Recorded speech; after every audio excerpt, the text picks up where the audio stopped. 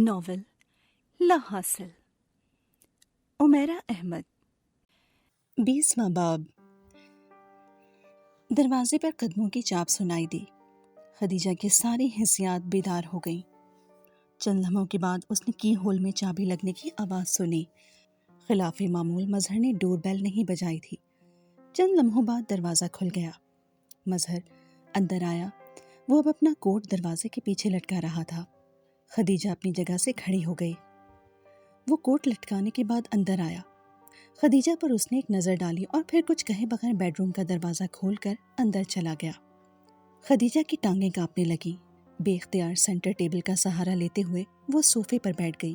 پچھلے 3 سالوں میں وہ اس کے ہر انداز، ہر نظر کو پہچان چکی تھی، مگر چند لمحے پہلے خود پر پڑنے والی نظر سے وہ آشنا نہیں تھی۔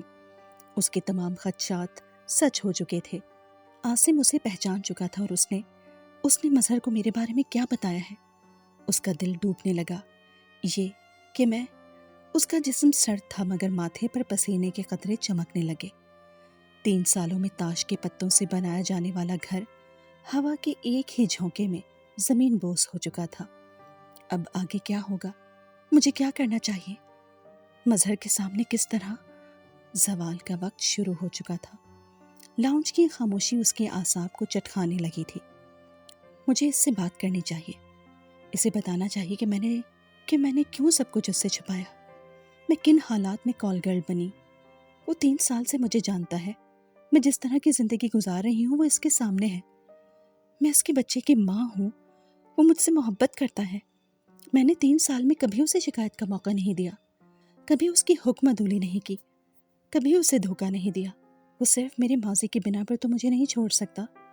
وہ ایک اچھا مسلمان ہے، نماز پڑھتا ہے، روزے رکھتا ہے، زکوٰۃ دیتا ہے، اسلام کے بارے میں مکمل علم رکھتا ہے۔ وہ مجھے معاف کر دے گا۔ کچھ دیر کے لیے ناراض ضرور ہوگا مگر مجھے معاف کر دے گا۔ ہماری زندگی کو نارمل ہونے میں کچھ وقت لگے گا مگر پھر وہاں کوئی چیز حائل نہیں ہو سکتی۔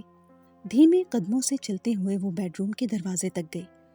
چند لمحوں تک وہ اپنی ہمت مجتمع کرتی رہی، پھر اس نے کانپتا ہوا ہاتھ دروازے پر رکھ کر دروازہ کھول دیا۔ سامنے موجود بیڈ بے شکن تھا، لیکن کمرے کے کونے میں موجود وارڈروب کھلی ہوئی تھی اور مظہر اس وارڈروب میں سے اپنے کپڑے نکال کر فرش پر پڑے ہوئے سوٹ کیس میں پھینکتا جا رہا تھا۔ خدیجہ کا دل ڈوب گیا۔ کیا وہ گھر چھوڑنے لگا تھا؟ مظہر، کیا کر رہے ہو؟ لڑکھڑاتی ہوئی آواز میں اس نے مظہر کو مخاطب کیا۔ وہ اپنے کام میں مصروف رہا۔ وہ کچھ دیر اس کے جواب کی منتظر رہی، پھر کچھ اضطراب کے عالم میں آگے بڑھائی۔ کیا بات ہے؟ وہ اب بھی بے تاثر چہرے کے ساتھ اپنے کام میں مصروف رہا۔ خدیجہ نے وارڈروب میں سے ایک سوٹ اتارتے ہوئے اس کا ہاتھ پکڑنے کی کوشش کی۔ عاصم نے کیا کہا ہے تم سے؟ مظہر نے اس کی بات کے جواب میں برق رفتاری سے بائیں ہاتھ کا تھپڑ اس کے منہ پر مارا۔ وہ بری طرح فرش پر گری۔ دوبارہ کبھی مجھے ہاتھ لگانے کی کوشش مت کرنا، وہ بلند آواز میں چلایا۔ 3 سال میں پہلی بار اس نے مظہر کو چلاتے دیکھا تھا۔ خدیجہ کی آنکھوں میں بے اختیار آنسو آ گئے۔ اس کے لیے تشدد کوئی نئی چیز نہیں تھی۔ 16 سال سے 22 سال کی عمر تک وہ جس پیشے سے وابستہ رہی تھی، وہاں گالیاں، مار کٹائی اس پروفیشن کا ایک حصہ تھا، اگر اسے پروفیشن کہا جا سکے تو۔ مگر مظہر کے ہاتھ کے ایک تھپڑ نے اسے جتنی تکلیف پہنچائی تھی، اس سے پہلے اسے اس کا سامنا نہیں ہوا تھا۔ مظہر ایک بار پھر اس کی طرف پشت کیے اپنے کپڑے نکالنے میں مصروف تھا۔ خدیجہ کو اپنی ناک سے کوئی چیز بہتی محسوس ہوئی۔ اس نے ہاتھ لگا کر دیکھنے کی کوشش کی۔ اس کے ہاتھ کی پوریں خون آلود ہو گئیں۔ قمیص کی آستین سے اس نے ناک سے بہنے والا خون صاف کیا اور ایک بار پھر اٹھ کر کھڑی ہو گئی۔ مظہر، پلیز مجھے معاف کر دو۔ تم مجھے مارنا چاہتے ہو تو مار لو، برا بھلا کہنا چاہتے ہو کہو، مگر یہاں سے مت جاؤ۔ اس نے اپنے دونوں ہاتھ اس کے سامنے جوڑ دیے۔ یہاں سے نہ جاؤں اور ساری زندگی ایک کال گرل کے ساتھ گزار دوں؟ وہ اپنے کپڑے ہینگر سے اتارتے ہوئے رک گیا۔ تم نے کبھی سوچا ہے میرے ساتھ کیا کیا ہے تم نے؟ میری آنکھوں پر کس طرح پٹی باندھ کر چلا رہی ہو مجھے؟ میری محبت اور خلوص کا کس طرح مذاق اڑایا ہے تم نے؟ میرا باپ ٹھیک کہتا تھا، مغرب میں مرد اور عورت نہیں ہوتے، جانور ہوتے ہیں، مہذب اور ترقی یافتہ نظر آنے والے جانور۔ میرے خاندان کو جانتی ہو تم؟ وہاں کتا رکھنے سے پہلے اس کی بھی نسل دیکھی جاتی ہے۔ جس لڑکی سے میرا باپ میری شادی کروانا چاہتا تھا، اس کا سایہ تک کسی دوسرے مرد نے نہیں دیکھا۔ اور تم وہ عورت ہو جو پیسوں کے عوض۔ وہ رک گیا۔ خدیجہ کو لگا وہ ایک الاؤ میں کھڑی ہے اور مظہر اس الاؤ میں ایک ایک کر کے لکڑیاں ڈال رہا ہے۔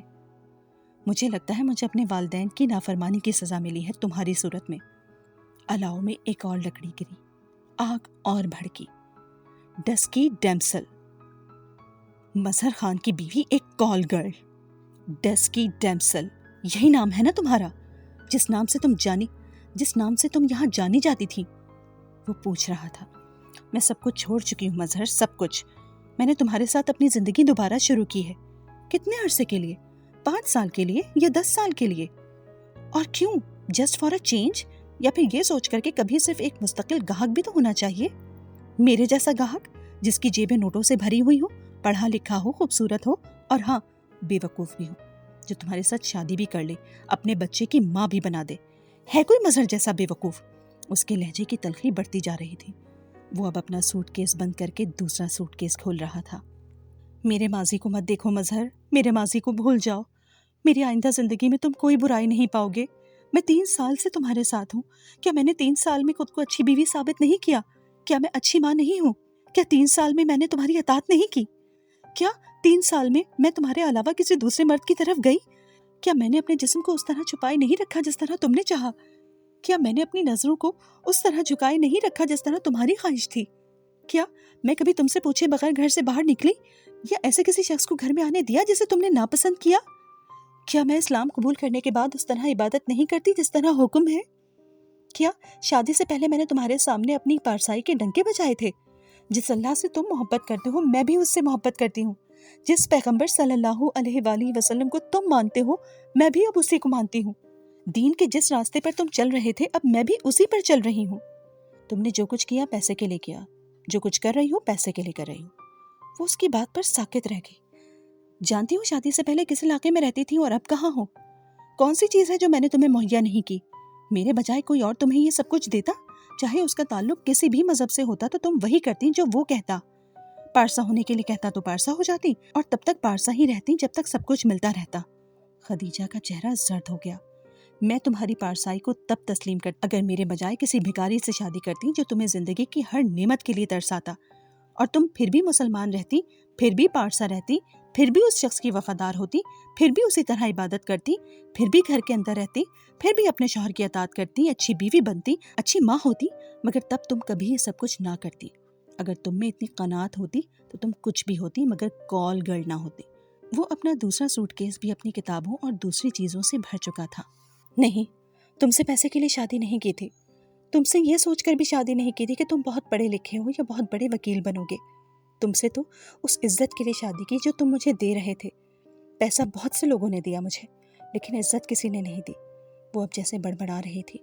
خواہش ہونے لگی میں ویسی زندگی گزاروں جیسے تم گزارتے تھے۔ مجھے لگا میں تمہارے ساتھ بات کر سکتی ہوں اللہ کے بارے میں، بلکہ شاید صرف تم ہی سے بات کر سکتی ہوں اللہ کے بارے میں۔ میں نے ان دنوں اپنے مذہب کے بارے میں کچھ نہ جانتے ہوئے بھی اللہ سے اتنی دعا کی کہ تم مجھے مل جاؤ، کہ تم میرا مقدر بن جاؤ، کہ تم کو میرے بارے میں کچھ پتہ نہ چلے۔ یقین کرو مظہر، میں نے اس رمضان میں روزے بھی رکھے تھے صرف اس لیے کہ تم رکھتے تھے۔ میں ہر وہ چیز کرتی تھی جو تم کرتے تھے۔ میں نے پیسہ کہاں دیکھا تھا تمہارا؟ طوائفوں کا خدا صرف پیسہ ہوتا ہے۔ اس کا ہر رشتہ پیسے سے شروع ہوتا ہے، پیسے پر ختم ہو جاتا ہے۔ وہ اللہ کا نام لے تو یہ بھی ڈھونگ لگتا ہے کہ طوائف کو کبھی اللہ مل سکتا ہے۔ وہ اس کی آنکھوں میں آنکھیں ڈالے پوچھ رہا تھا۔ وہ کچھ بول نہیں سکی۔ اس نے اعتراف کیا، زندگی میں بہت سے سوال لاجواب کر دیتے ہیں۔ ہاں، یہ میں نے کبھی نہیں سوچا کہ کیا طوائف کو اللہ مل سکتا ہے۔ مظہر ایک سوٹ کیس اٹھا کر بیڈ روم سے نکل گیا۔ خدیجہ بیڈ پر بیٹھ گئی۔ وہ کچھ دیر کے بعد دوبارہ کمرے میں داخل ہوا اور دوسرے سوٹ کیس اٹھانے لگا۔ تم ایک اچھے مسلمان ہو مظہر، ایک عملی مسلمان۔ ایک اچھا مسلمان معاف بھی تو کر دیتا ہے۔ تم مجھے معاف کر دو۔ مظہر نے ایک نظر اس پر ڈالی اور دو ٹوک انداز میں کہا، نہیں، طوائف کو کوئی معاف نہیں کرتا، اور میں نے زندگی میں اتنے گناہ نہیں کیے کہ مجھے اپنی زندگی ایک کال گرل کے ساتھ گزارنی پڑے، یا میری اولاد ایک کال گرل کے ہاتھوں میں پرورش پائے۔ وہ ایک بار پھر کمرے سے باہر نکل گیا۔ خدیجہ یک دم لرز گئی۔ اولاد؟ کیا وہ اپنے بیٹے کو بھی لے جائے گا؟ وہ تقریباً بھاگتی ہوئی بیبی کاٹ کے پاس گئی جہاں اس کا بیٹا سو رہا تھا۔ مظہر کچھ دیر بعد پھر بیڈ روم میں آیا۔ اس بار وہ سائڈ ٹیبل کے پاس گیا۔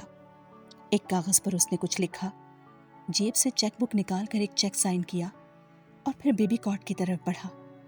खदीजा खौफ के आलम में उसे देख रही थी। कागज़ और चेक को उसने खदीजा की तरफ उछाला और ख़ुद बच्चे को उठाने लगा। नहीं मजहर, इसको मत ले जाओ, इसे मेरे पास रहने दो, ये बहुत छोटा है, मेरे बगैर कैसे रहेगा। खदीजा ने दोनों हाथों से अपने बेटे को पकड़ लिया। मजहर ने एक झटके से उसे खींच लिया। मैंने तुम्हें तलाक दे दी है, इसलिए अपने बेटे को यहाँ छोड़ने का तो जवाज ही पैदा नहीं होता। नहीं मजहर, तुम इसे नहीं ले जा सकते, ये मेरा बेटा है, मेरे पास रहेगा, कुछ तो मेरे पास रहने दो। वो रोती हुई उसके सामने आ गई। मैं अपनी औलाद तुम्हारे पास नहीं छोड़ूंगा, तुम्हारे पास इसे छोड़ने के बजाय मैं इसे मार दूंगा। तुम्हारे सामने मार दूं? मजहर ने एक हाथ बच्चे की गर्दन पर रख दिया। वो बेख्तियार खौफ के आलम में पीछे हो गई। कभी इसके लिए कुछ मत करना। जिस दिन तुमने कोर्ट के जरिए इसे लेने की कोशिश की, उस दिन मैं इसे कत्ल कर दूंगा, लेकिन तुम्हें नहीं दूंगा। तुम्हें अगर इससे मोहब्बत है तो दोबारा कभी इसके पीछे मत आना। मैं हक महर का चेक छोड़े जा रहा हूँ। मैं तुम्हें तलाक दे चुका हूँ। कुछ दिनों बाद तुम्हें बाकायदा तौर पर तलाक के कागजात भी मिल जाएंगे। उसका बेटा उठकर रोने लगा था। तुम तब तक इस घर में रह सकती हो जब तक किराया ख़त्म नहीं हो जाता। उसके बाद अपने लिए नया ठिकाना ढूंढ लेना। और तुम्हारी जैसी औरतों के लिए तो ये कोई मसला नहीं है। वो बेडरूम से बाहर निकल गया था। वो माऊफ होते हुए जहन के साथ उसे बाहर जाता देखती रही। सब कुछ ख़त्म होने में सिर्फ चंद घंटे लगे थे। आसिम की आमद, उसकी रवानगी और उसके बाद मजहर का अपने बेटे को लेकर चले जाना। वो खाली दिमाग के साथ बेडरूम से निकल आई। लाउंज खाली था, दुनिया भी खाली थी। बाहर का दरवाज़ा खुला हुआ था, उसके अंदर भी बहुत सारे दरवाजे खुल गए थे। उसे याद आया उसका बेटा रो रहा था। वो एकदम नंगे पांव भागती हुई बैरूनी दरवाजे से बाहर निकली। वहाँ कुछ भी नहीं था, कहीं भी कुछ नहीं था। सड़क सुनसान थी, बस उस पर बर्फ गिर रही थी। वो बाहर सड़क पर आ गई। दोनों तरफ कहीं भी मजहर की गाड़ी नजर नहीं आ रही थी। उसके पांव ठंडी बर्फ पर सुन्न हो रहे थे। उसके जिस्म पर मौजूद लिबास फड़फड़ा रहा था। वो फुटपाथ पर लगे हुए लैंप पोस्ट के नीचे बैठ गई। वहां से गुजरने वाला कोई भी शख्स उस वक्त उस हालत में देखकर उसे पागल समझता। लैंप की रोशनी में उसने अपने हाथ की हथेली को फैलाकर देखा। उसे याद आया, बहुत साल पहले उसके एक हिंदू गाहक ने उसका हाथ देखते हुए कहा था, तुम्हें जिससे मोहब्बत होगी तुम्हारी उससे शादी हो जाएगी। तब उसने हंसकर उस शख्स से कहा था, मेरी कभी शादी नहीं होगी, कॉल गर्ल से कौन शादी करता है। तुम्हारी न सिर्फ शादी होगी बल्कि एक ऐसा बेटा भी होगा जिस पर तुम्हें फख्र होगा। उस शख्स ने कंधे उचकाते हुए उससे कहा, कॉल गर्ल की शादी, औलाद और फख्र।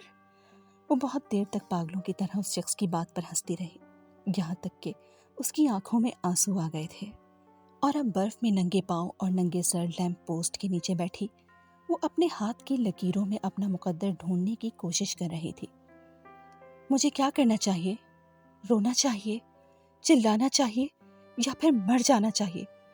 मैं इस शहर में किसको जाकर बता सकती हूँ कि आज रात मैं बर्बाद हो गई हूँ, मेरा सब कुछ खत्म हो गया, कुछ भी नहीं रहा।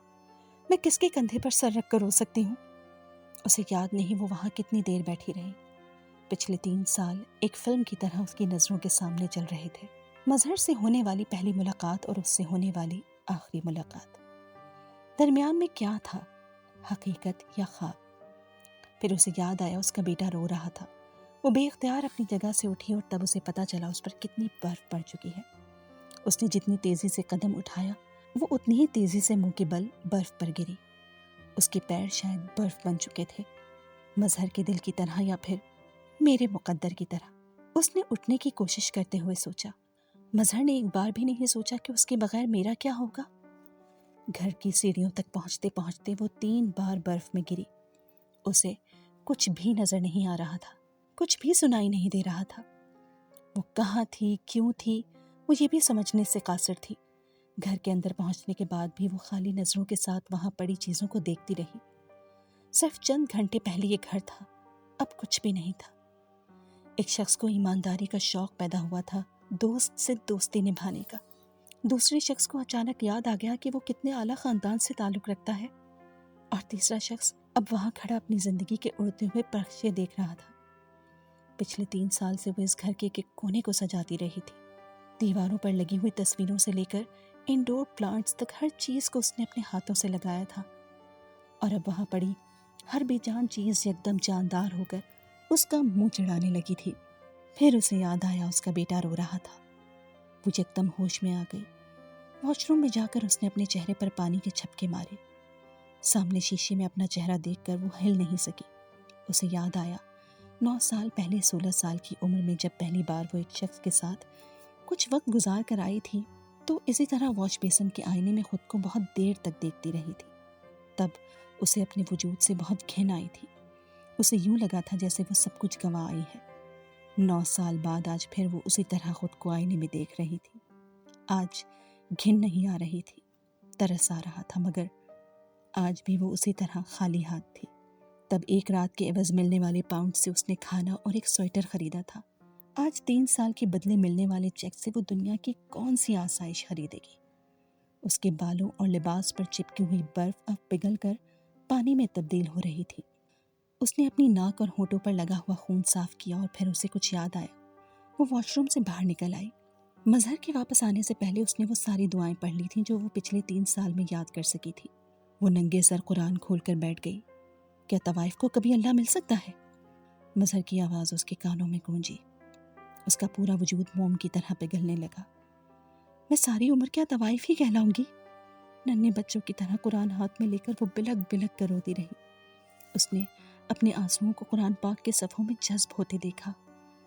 سورہ یاسین تب پڑھتے ہیں جب کوئی شخص حالت نزاع میں ہو۔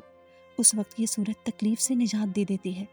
اسے یاد آیا ایک بار مظہر نے اسے بتایا تھا۔ اس وقت بھی اس کے سامنے سورہ یاسین ہی تھی۔ حالت نزاع، کیا کوئی تکلیف اس تکلیف سے بڑی ہو سکتی ہے جس سے میں گزر رہی ہوں؟ وہ بلند آواز میں سورہ یاسین کا ترجمہ پڑھنے لگی۔ طوائف کا ہر رشتہ پیسے سے شروع ہوتا ہے اور پیسے پر ختم ہو جاتا ہے۔ وہ اور بلند آواز میں سورہ یاسین پڑھنے لگی۔ تو ان کی باتیں تمہیں غمناک نہ کر دیں۔ یہ جو کچھ چھپاتے ہیں اور جو کچھ ظاہر کرتے ہیں ہمیں سب معلوم ہے۔ اس کی آنکھوں میں بھیگی ہوئی آواز کمرے میں گونج رہی تھی۔ نہیں، طوائف کو کوئی معاف نہیں کرتا۔ میں نے اتنے گناہ نہیں کیے کہ مجھے کال گرل کے ساتھ اپنی زندگی گزارنی پڑے یا میری اولاد ایک کال گرل کے ہاتھوں پرورش پائے۔ کیا انسان نے نہیں دیکھا کہ ہم نے اس کو نطفے سے پیدا کیا؟ پھر وہ تڑاک پڑاک جھگڑنے لگا۔ خدیجہ کی تکلیف بڑھتی جا رہی تھی۔ طوائف اللہ کا نام لے تو یہ بھی ڈھونگ لگتا ہے۔ کیا طوائف کو کبھی اللہ مل سکتا ہے؟ پھر وہ تڑاک پڑاک جھگڑنے لگا اور ہمارے بارے میں مثالیں پیش کرنے لگا۔ کیا وہ اپنی پیدائش بھول گیا؟ چند لمحوں کے لیے وہ خاموش ہو گئی۔ اس نے اپنے بھیگے ہوئے چہرے کو آستین سے صاف کیا۔ میں اپنی اولاد تمہارے پاس نہیں چھوڑوں گا۔ کبھی میرے بیٹے کے پیچھے مت آنا۔ جس دن تم نے اسے کورٹ کے ذریعے لینے کی کوشش کی اس دن میں اسے قتل کر دوں گا۔ اس کی آستین آنسوؤں سے بھیگ گئی۔ سامنے دیوار پر اس کے بیٹے کی تصویر لگی تھی۔ اس نے چند لمحوں کے لیے اسے دیکھا۔ اسے یاد آیا وہ رو رہا تھا۔ اس کا دل بھر آیا۔ مجھے مظہر نہیں مل سکتا یا اللہ، مگر میرا بیٹا تو مل سکتا ہے۔ آج نہیں تو کل کبھی، بس وہ مل جائے۔ اس کے دل میں چند لمحوں کے بعد خواہش پیدا ہوئی۔ اپنی آستین سے اس نے ایک بار پھر اپنا چہرہ صاف کیا۔ سورہ یاسین کی آخری چند آیات باقی تھی۔ اس نے تصویر سے نظریں ہٹا کر سر جھکا لیا۔ اس کی شان یہ ہے کہ جب وہ کسی چیز کا ارادہ کرتا ہے تو اس سے فرما دیتا ہے کہ ہو جا تو وہ ہو جاتی ہے۔ وہ ذات پاک ہے جس کے ہاتھ میں ہر چیز کی بادشاہت ہے اور اسی کی طرف تم کو لوٹ کر جانا ہے۔ مظہر اس رات اپنا سامان اور بیٹا لے کر اپنی بہن کے گھر آیا۔ اس کا بیٹا گاڑی میں کچھ دیر روتا رہا، پھر خاموش ہو گیا۔ اس کی بہن دروازے پر مظہر کو دیکھ کر حیران ہوئی، مگر اس کا سامان اور بیٹا دیکھ کر اس کے چہرے پر ایک اطمینان بھری مسکراہٹ ابھری۔ اس نے آگے بڑھ کر اس کے بیٹے کو پکڑ لیا۔ میں نے اسے طلاق دے دی ہے۔ اس ایک جملے کے بعد اسے کسی اور سوال کا سامنا نہیں کرنا پڑا۔ اس کی بہن یا بہنوئی نے اس سے کچھ بھی نہیں پوچھا۔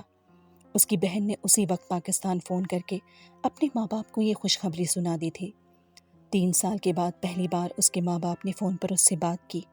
اس کا وہ سوشل بائیکاٹ ختم کر دیا گیا تھا جس کا وہ پچھلے 3 سال سے سامنا کر رہا تھا۔ تیسرے دن اس نے اپنے بیٹے کو پاکستان بھجوا دیا۔ خدیجہ کو دھمکی کے باوجود اسے خدشہ تھا کہ وہ کبھی بھی پولیس کے ذریعے اپنا بیٹا لینے کی کوشش کر سکتی ہے۔ بیٹے کو پاکستان بھجوانے کے بعد وہ اس حوالے سے مطمئن ہو گیا۔ اگلے چند دن اس نے آفس سے چھٹی کی، ایک نیا فلیٹ تلاش کیا، اسے فرنشڈ کیا، اپنے ذہنی اضطراب کو مختلف سرگرمیوں میں کم کرنے کی کوشش کی۔ لیکن 1 ہفتے کے بعد پہلے دن آفس سے واپس آنے کے بعد اسے احساس ہو گیا کہ سب کچھ کبھی بھی پہلے کی طرح نارمل نہیں ہو سکتا۔ 3 سال سے گھر آنے پر وہ جس وجود کو دیکھنے کا عادی تھا وہ اب وہاں نہیں تھا۔ 3 سال سے وہ اپنا ہر کام اس سے کروانے کا عادی ہو چکا تھا۔ بیوی اور بچہ اب دونوں ایک جھماکے کے ساتھ اس کی زندگی سے نکل گئے تھے۔ وہ پہلے صرف سگریٹ پیتا تھا، پھر آہستہ آہستہ زندگی میں پہلی بار اس نے شراب نوشی شروع کر دی۔ کبھی کبھار اسے سب کچھ خواب لگتا، ایک ڈراؤنا خواب۔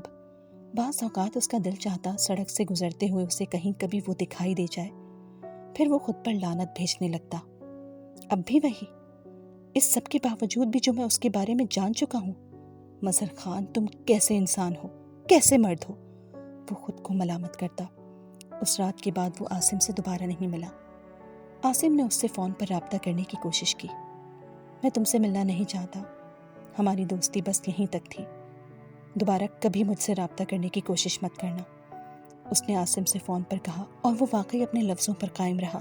عاصم نے لندن میں اور پھر پاکستان آ کر بھی بہت بار اس سے ملاقات کی کوشش کی، اس سے دوستی ختم کرنے کی وجہ جاننا چاہی، لیکن مظہر کے پاس ایک مستقل خاموشی کے علاوہ اسے کچھ نہیں ملا۔ وہ انگلینڈ میں زیادہ عرصے تک نہیں رہ پایا، چند ماہ کے بعد واپس پاکستان چلا آیا۔ واپس آنے کے چند ہفتوں بعد اس نے شادی کر لی۔